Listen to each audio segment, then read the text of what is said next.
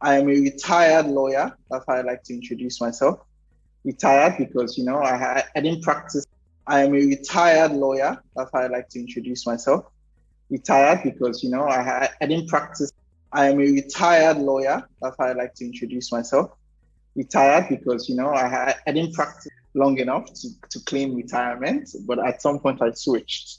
So my original background was I actually grew up in Benin City, which is like South Nigeria.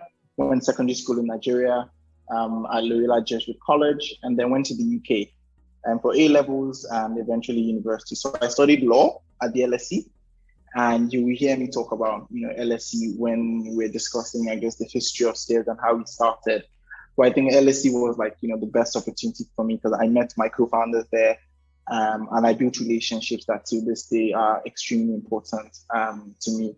But after doing that, I practiced corporate law in the UK. So qualified in the UK as a corporate finance lawyer, focused on project finance, a bit of structured finance and leverage finance, and eventually also did a brief secondment for about six months at BP in their mergers and acquisitions team. So all of that was before moving to Nigeria, where I also qualified in Nigeria as a lawyer, but have not used that qualification even for a single day.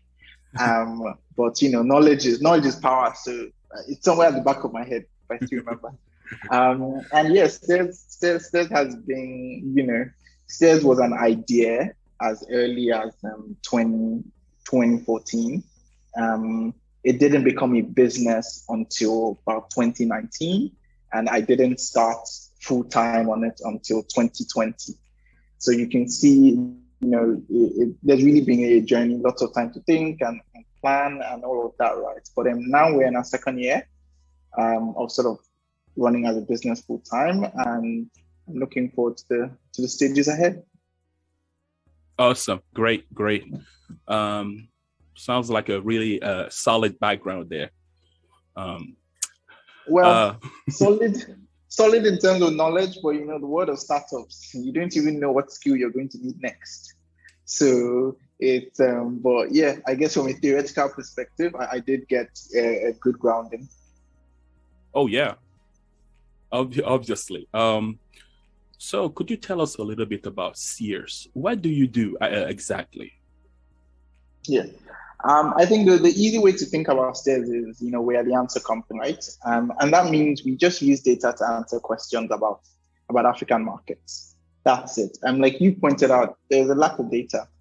There's lack of information, and at the same time, there's growing demand for a better understanding of the African continent, right? Its people, its markets, its societies. As STEARS, we believe in digging deep, right? Going beyond the surface.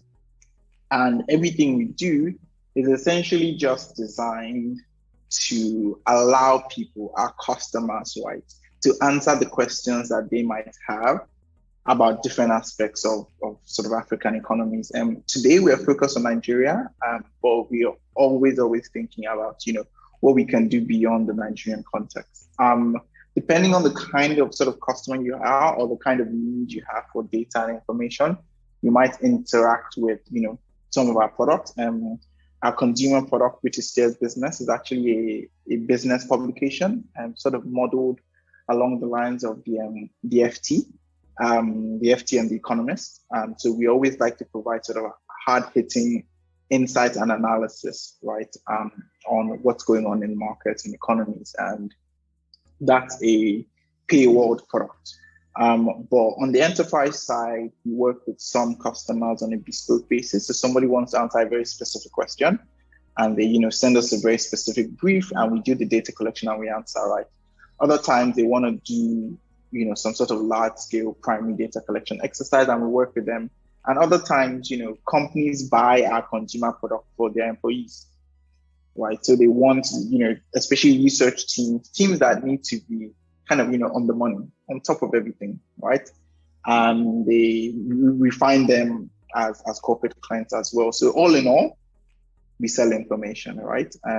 we sell the kind of insight that allows people to be smarter about African markets. Okay, great.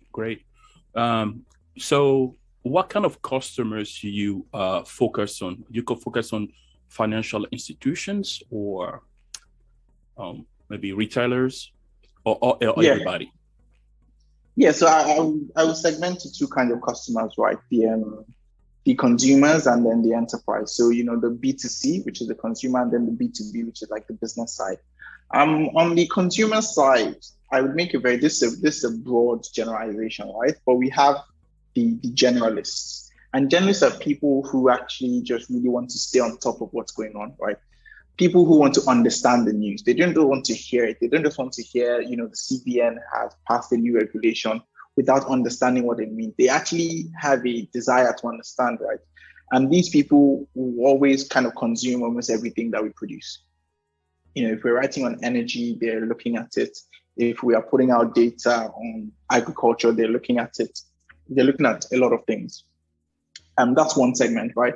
But other kind of consumers are the researchers, the people who are trying to deep dive into segments. The guy who, for instance, is thinking about doing something in insurance and therefore wants to gather all the insightful, rigorous analysis and data about the insurance market, right? Now, these people are, in a sense, you can think of them as power users, and they come in, they want to consume a particular part of your product, and they do so very deeply. So this on the consumer side. On the enterprise side, we have clients ranging from governments when they need to make big decisions. So sort of the use case there is data for decision making, right? And we also have startups as well as banks and all that combination. So these people come for different uses, but at the end of the day, right, they're often looking for information around the Nigerian market, and we are able to serve that need. Okay, great. So let's say I'm a business in the United States, and I wish to, I want STEARS to help me get the data. What will be the process? Should I reach out to you guys directly, or is there a process to follow? Yeah. So really, the devil is in detail. Depends on the kind of data you're looking for, and data is qualitative and quantitative, right? So if you're looking at just qualitative data, right? Let's say you're looking at e-commerce business. You could go onto STEARSNG.com and basically just subscribe to our consumer product, right? And then you could sort of search around and find all the content that is relevant. But if you wanted something that was more bespoke, right? Something that perhaps we haven't produced publicly for everybody, then that's when you reach out to us. So we have STEARSdata.com. Where you can make more bespoke requests. You can always drop us an email, any email really that comes to STEARS with regards to the need for data, right? We're able to sort of dig into it and look at it. And then depending on the scope, depending on, how much data is available and what the output is supposed to look like, we are able to take on that job, just sort of on a custom basis specifically for you. Okay, great. So what's your plan for the African market? Basically, how STEARS is going to impact the African market overall in the long run? Yeah, I think the answer to that is, we like to think of ourselves like an infrastructure layer, right? People need to understand the market to play in it. And so what we're offering people is that deep insight, that deep understanding of the market. I think it's extremely powerful, and it means that we are keeping people more informed. At STEARS, we don't do news, right? We go sort of beyond it. One of our products is, STEARS Premium. That's a consumer product, right? And it's all about providing information worth paying for. So if you are really interested in going a bit further, right, getting ahead of your competitor because you know more, because you think more deeply or you think differently, then I think that's when you come to STEARS. And I think at the end of the day, we are looking at creating a whole class of people, and they don't only have to be African, right? We have customers from across the world, right? But a class of people who think twice, when they're thinking about, Nigeria or Africa, right? A class of people who are more rigorous in their analysis, people who don't just see a top line figure and create a generalization on the back of that. I think that's very powerful and very important. And I can't think of a more important problem to be solving than keeping people informed with, high quality insights. Okay. And my next question would be, what's your next step for expansion, either in Africa or globally? Which market in Africa, which country specifically are you think would benefit from STEARS expansion? Yeah, I think first of all, I will always emphasize that we do think the Nigerian market is big. And there's a lot more. I'm really about depth and focus. So I would like to make sure we have an even stronger hold on the Nigerian market. But at the same time, countries that are quite interesting include Kenya and Egypt. I think Egypt in particular is a sort of growing market, and people want to understand what's happening there. I think South Africa is a bit more mature from an economic perspective, and people are familiar with that market. But I think Kenya and Egypt are interesting markets that we're always looking at, because again, the customer is not necessarily Kenyan. The customer could be somebody seated in Hong Kong who is just trying to get a better grasp of the African market, right? But at the same time, that customer is very valuable. So even though we talk about expansion, it doesn't mean expanding to give more Egyptians insight about Egypt, right? It could be expanding to give more Europeans insight about Egypt. It's a global solution, but I think those two countries are quite interesting to look at. Okay, great. How about will you have a platform in the future where users could go directly, like a SaaS type platform where you could just create an account, log in, and move directly, have access to the data directly in the future? Yeah. So we've always had that as part of our vision board, right? And the key thing there is figuring out the right bundle of data and information that people want. And we have a consumer product right now that emphasizes qualitative insights, right? And I think that we could definitely do more with the quantitative data. But where there's a big data problem, there's data gap in financial services and agriculture and telecoms, absolutely everything, right? It's important to focus. So we do see that as part of our sort of long-term view. But I think right now we are about making sure that our sort of level of human intelligence is very, very high, that we deeply understand some markets, and because that allows us to do an even better job when we go to new markets. Okay. Great. So let's talk about some of the challenges of the African market. Let's start with COVID. So has COVID, this pandemic, affected you at all in any way? Yeah, I think, COVID is a worldwide phenomenon, right? So it's definitely affected everybody. Some ways direct, some ways indirect.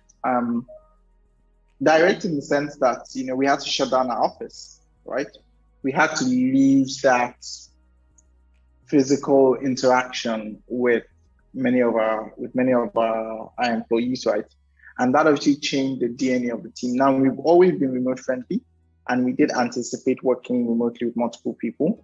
But now we are not just remote friendly, we are remote first, right? And that's the direct impact. At the same time, on the indirect side, I would say that what's quite important is understanding the dynamics that affect your business. So for instance, how does COVID as a pandemic affect talent, right? Does it make it easier to attract talent? Does it make it harder to attract talent?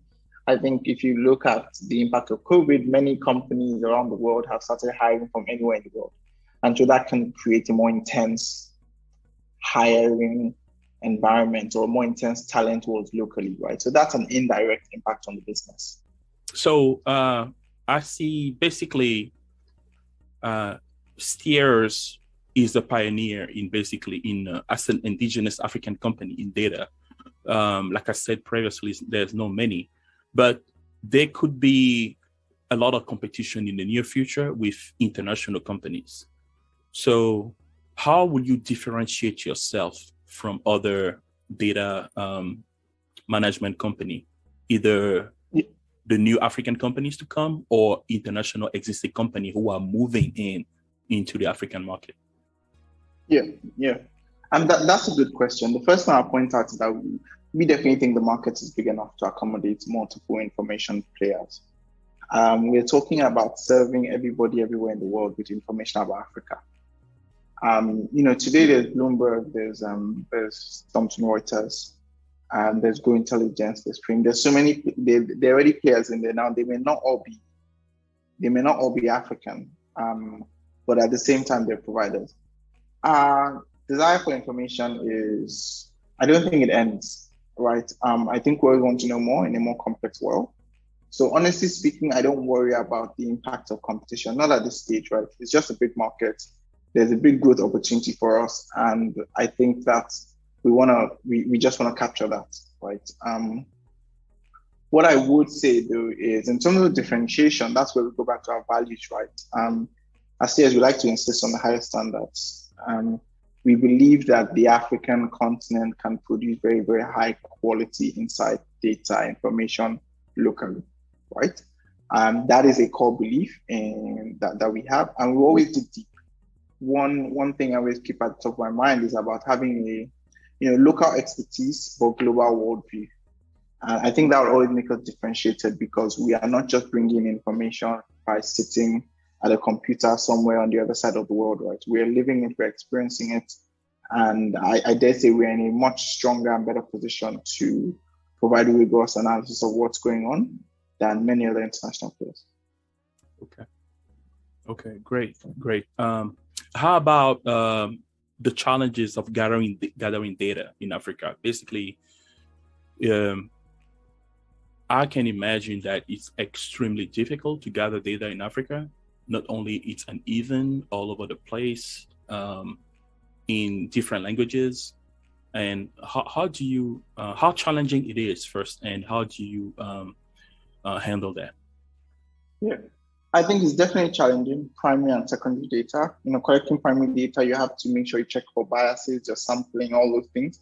Secondary data, you need a lot of domain expertise. You need people who understand the underlying data to be able to analyze it and say, oh, that data looks wrong. That data looks like it's not very accurate, right? So those are real things. But honestly, the obstacle is the opportunity, right? That's the truth. The harder and tougher things are, right? The more opportunity there is when you actually cross it. So we're in a world of unstructured data, unstructured information coming from different places, right? And our job is really to structure that, to refine it. I don't think that I see it as then an opportunity, right? And this difficulty means that, hey, not everyone will be able to do it because it's hard, right? But when we do it, we're going to unlock a lot of value for people who are the customers. So yes, it's challenging. Yes, you have to deal with sort of, antiquated ways of storing data, of, keeping information. But it's not something so insurmountable. If anything, the insurmountable element of it will be figuring out what data to focus on. Because, when there's a big gap, then you can get distracted. But then overall, I think that, that challenge, that obstacle is really the opportunity for us. Okay. Challenge is the opportunity. That's very proactive approach. How about the as far as STEARS, what's one of your main projects we should expect in the near future? Yeah, I think elections are coming in Nigeria. It's 2023. It's a second term election, meaning that the current incumbent will not be running. It's a bit more greenfield than the 2019 election where we had an incumbent running.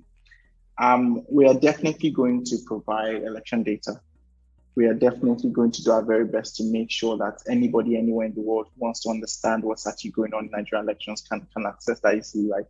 And we're going to do it with an emphasis on data and visualization, right? We want to make it easy to consume. So as opposed to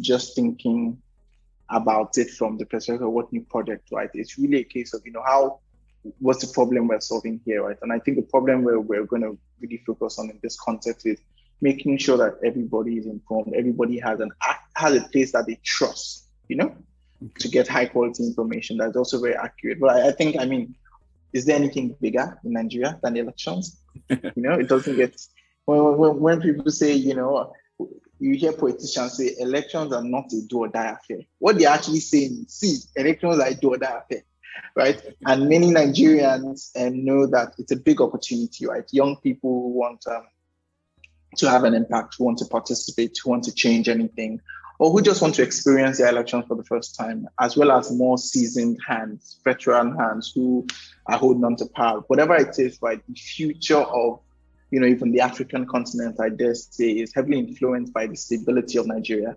And our stability is heavily influenced by our political class and our political leaders. And of course, what determines our political leaders, the elections. So I think that is, we're talking about something with significant impact.